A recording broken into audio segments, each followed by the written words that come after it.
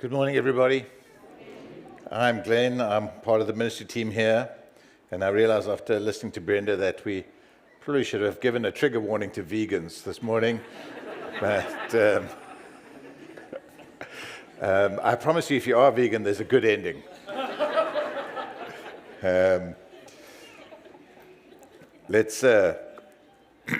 We've been looking at the Christmas card promises about Jesus from the Old Testament, from particularly the book of Isaiah. We've been looking at that today. We looked at Isaiah 7, Isaiah 9. We've looked at that over the last few weeks. And we're going to look at Isaiah 11 today on this Christmas day, which is the last of the three Christmas prophecies in Isaiah. Let's have a look at that passage, verse 1 of chapter 11. A shoot will come up from the stump of Jesse. From his roots, a branch will bear fruit. The Spirit of the Lord will rest on him, the Spirit of wisdom and of understanding, the Spirit of counsel and of might, the Spirit of the knowledge and fear of the Lord. And he will delight in the fear of the Lord. He will not judge by what he sees with his eyes or decide by what he hears with his ears, but with righteousness he will judge the needy. With justice he will give decisions for the poor of the earth. He will strike the earth with the rod of his mouth. With the breath of his lips he will slay the wicked. Righteousness will be his belt, and faithfulness the sash around his waist. The wolf will live with the lamb. The leopard will lie down with the goat. The calf and the lion and the yearling together, and a little child will lead them. The cow will feed with the bear. The young will lie down together, and the lion will eat straw like the ox. The infant will play near the cobra's den, and the young child will put its hand into the viper's nest. They will neither harm nor destroy on all my holy mountain, for the earth will be filled with the knowledge of the Lord, as the waters cover the sea. This is the word of the Lord. Hark the herald angels sing glory to the newborn King. That's one of the great hymns that we've sung today. And perhaps one of the things that we say about Christmas that comes without any great impact on us because we're so used to hearing it. Christmas is about the birth of the King, Christ. It means king. That is his title, not his surname. The birth of Jesus Christ, the birth of Jesus the King, who came not to give us a Christmas present, but to be present with us. And that's what these prophecies have been all about. So what is this message of the King who we give glory to, this King that we are called to worship? Well, there's two things I want you to take home on this Christmas Day morning. First of all, I want us to understand what the Bible promises this King is going to be. We're looking at these prophecies in Isaiah. And these prophecies in Isaiah tell us about this king who is coming. What kind of king is coming at Christmas? What kind of king are we to expect at Christmas? Well, first of all, Isaiah tells us he's going to be a very human king. He's going to be a human king. Verse 1 says that his humanity is going to be very evident. A shoot will come from the stump of Jesse, verse 1 says. From his roots a branch will bear fruit. Jesse was the father of King David. And the line of King David was the royal line of Israel. But it comes out of a stump. Why? Because all of the promises of the coming King Jesus, the coming Messiah, in Isaiah, are all in the context of judgment. They're all in the context of an Israelite nation that has continued to rebel against God, to disobey his word, to ignore his commands, and to do what they want to do. And eventually, after warnings and warnings and warnings, the Israelites were decimated, first of all, by the invading Assyrians, who took 10 of the 12 tribes of Israel into exile, actually completely decimated them. They've never recovered. And then the two southern tribes of Israel, Judah and Benjamin, who were carried into exile some years later. And the southern kingdom was cut down, as the end of chapter 10 says, like forests cut down to a stump. And all that was left of the great nation of Israel is a stump. And yet God says, from that stump, from what's left of the line of King David, there is going to be a shoot, a fresh branch that will come forth. And that means that this Messiah is going to come from a very human line, the line of King David, which of course he does, from Joseph and Mary, who are from the line of David. And that stump is going to produce this very human king. The baby born to Joseph and Mary is a fully human king in the line, a fully human being in the line of King David. No lesser human than you and I. No lesser human than you and I. Fully human being. But he is more than human. He is more than a fully human being. And look secondly at his divinity in verse 2. The son of David is going to be a king like no other. The Spirit of the Lord will rest on him. The Spirit of wisdom, understanding, Spirit of counsel and of might, the Spirit of the knowledge and fear of the Lord, and he will delight in the fear of the Lord. Now, many scholars, Jewish and Christian scholars, have rightly noted the sevenfold nature of the Spirit here, the sevenfold picture of the Spirit. In Hebrew understanding, 7 is a very important number. 7 is the number of completion or perfection.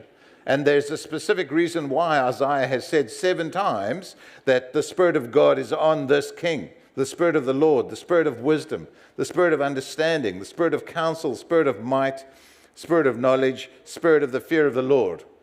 The sevenfold Spirit of God, so to speak, is the perfect Spirit of God on this human king, in this human king. Every aspect of this king's character, therefore, is of God himself.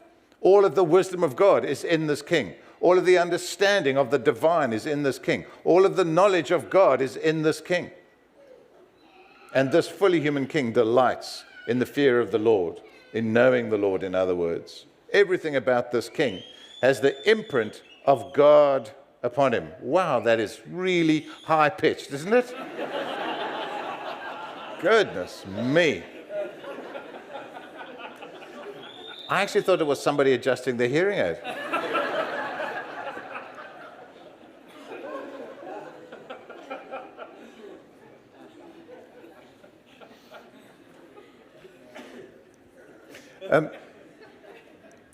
Everything about this king is fully human. I wonder if he cried like that on Christmas Day.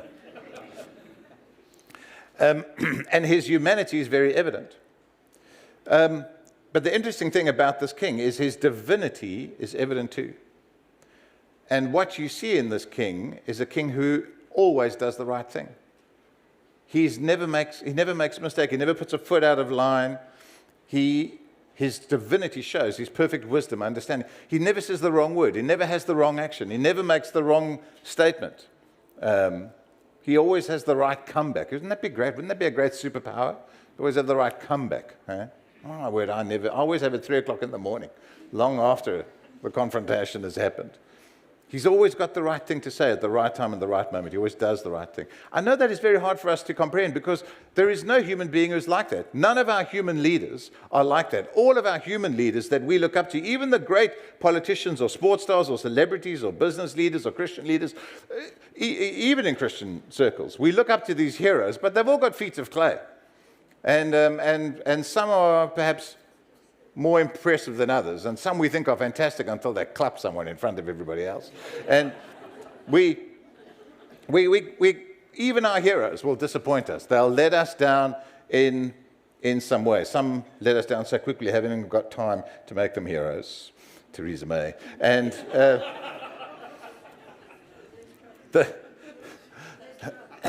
what's her name? Liz Truss, yeah, sorry. Theresa May was the other one.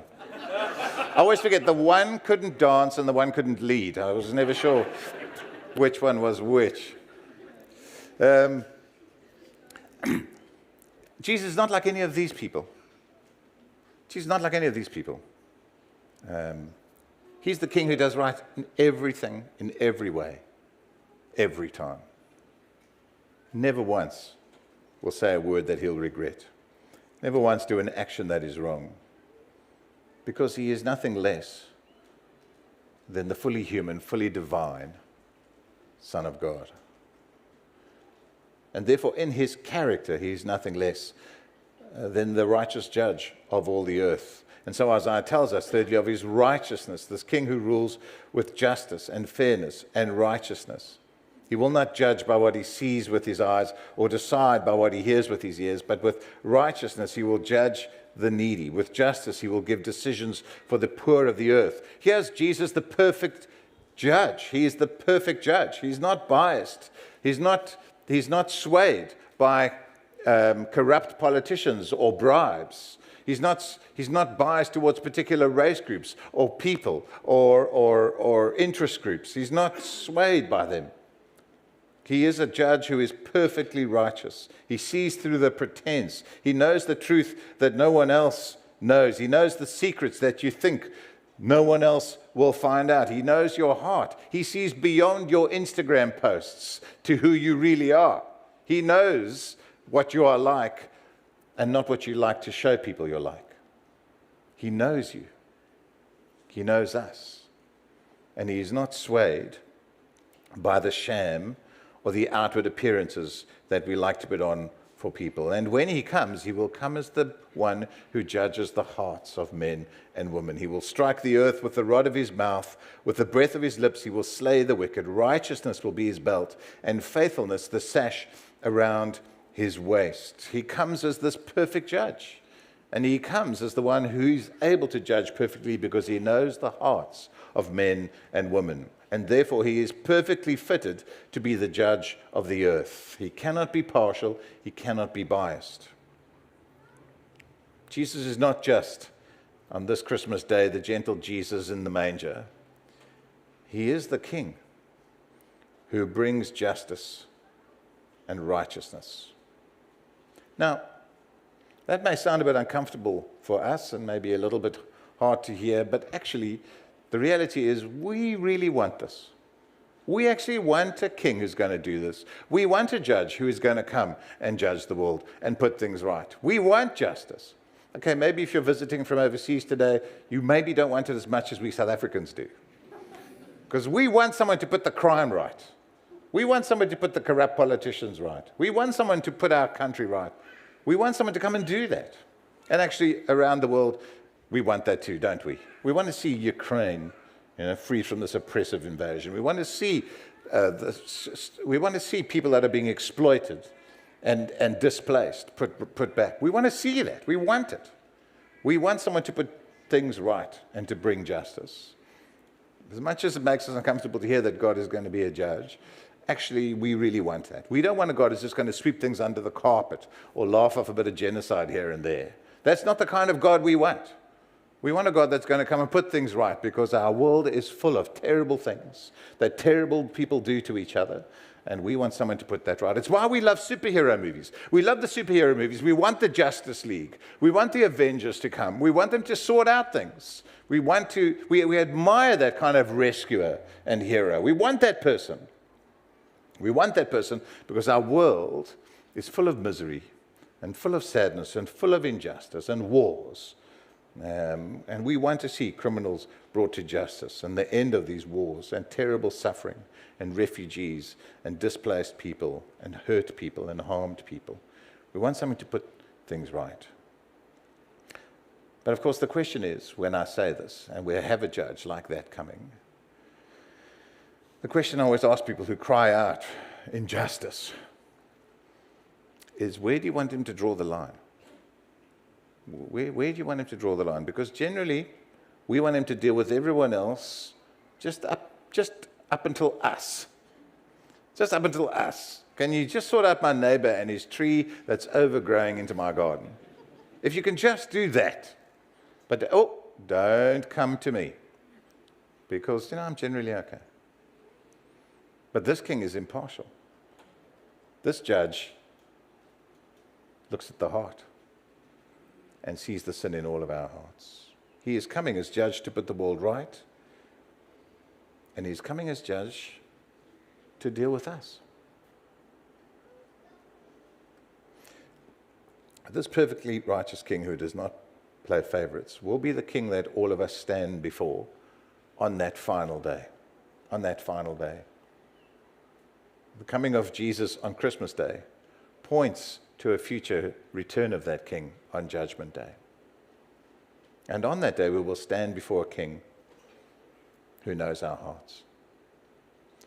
But Christmas Day tells us that there is an opportunity for you to come before that king before Judgment Day and enter into his kingdom before that day. And what kind of a kingdom does this king bring? What kind of a kingdom does this king bring, this king who is the judge?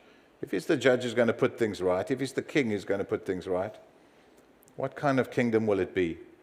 This last year, there's been some new kings in the world.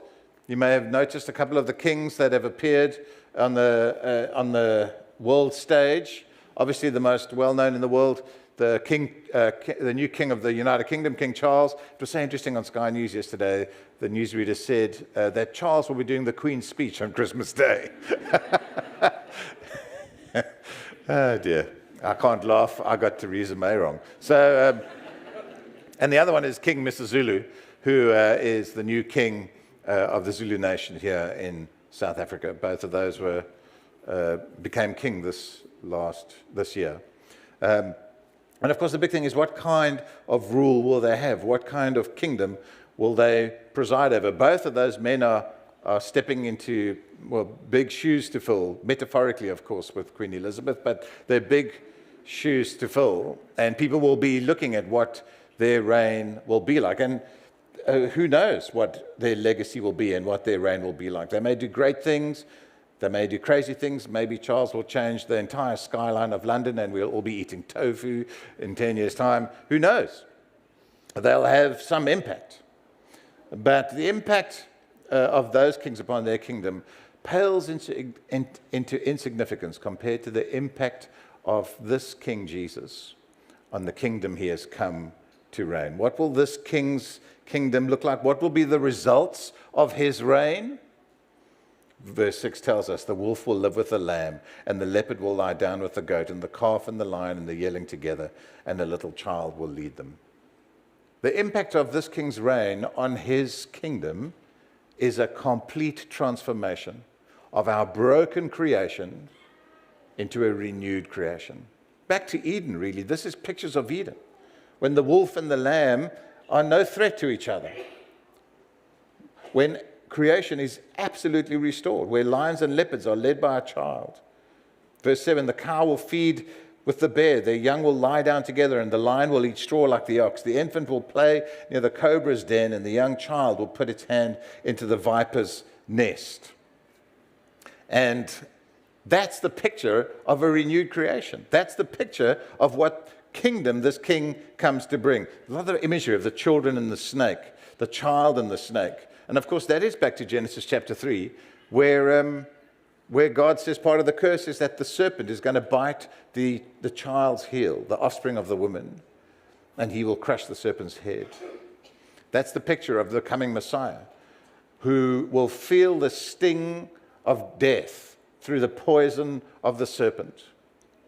And yet in his death, he will crush the serpent's head and end death forever. That is the picture of Jesus and how he comes to bring in this kingdom, taking death on our behalf, bringing an end to it by his death on the cross, and then rising again from the dead, the first fruits of a new creation, which those who come to faith in Jesus Christ will be a part of. That day we will rise from the dead and into this creation, where the wolf and the lamb lie down together, where children and snakes can play together, where creation is restored and renewed. And I told you, vegans, it's a happy ending for you because everyone's eating straw at the end.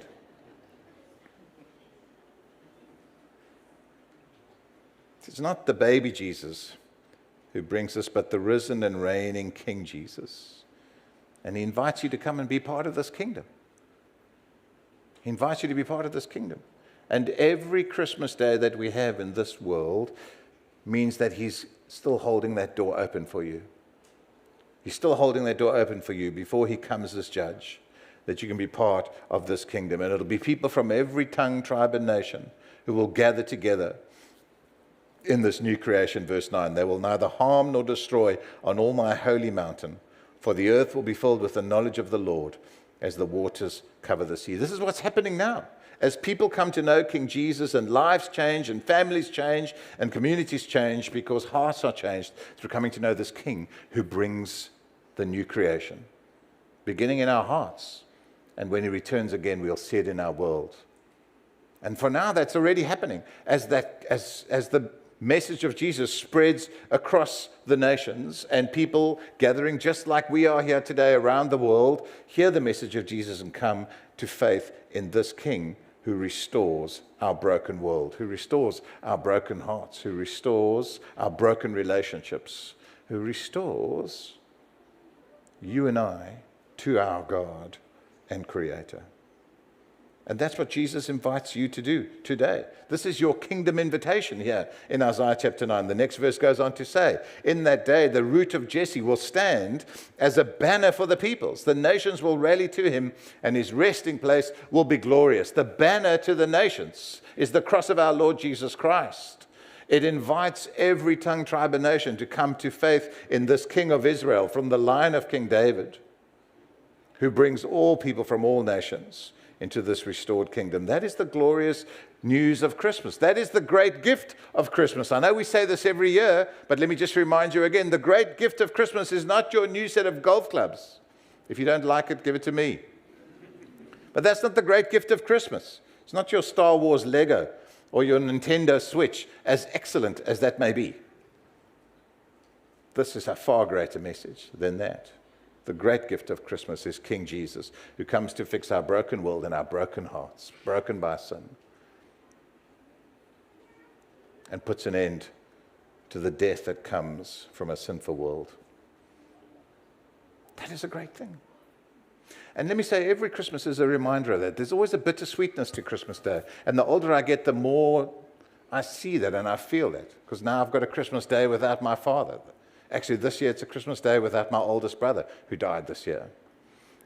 Every Christmas Day, there's a bit of sadness to it for some of us. And actually, the older you get, the more you realize you're included in that group. Every day there's a bit of sadness on this day of celebration because someone's not here. Someone's not here. But you know, a day is coming when we'll all be here. When we'll all be here. Because of what Jesus has done. If you are trusting in him. If you are trusting in him, there'll be no empty chairs around that table on that day. Wouldn't you want to be part of that? Well, you can, even today, even as I pray. Come pray with me.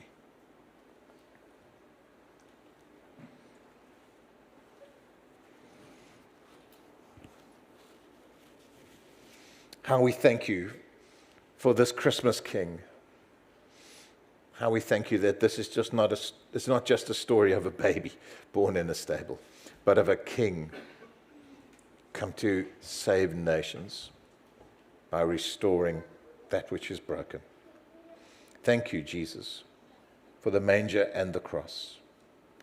And thank you for that promise of entry into this kingdom when we trust in you. Maybe you need to pray a prayer for the first time on this Christmas Day and cry out to this King who brings the restoration of a new creation and includes you in it. Won't you cry out to him? Say, Jesus, be my King. Be my Savior. Now and forevermore. Amen.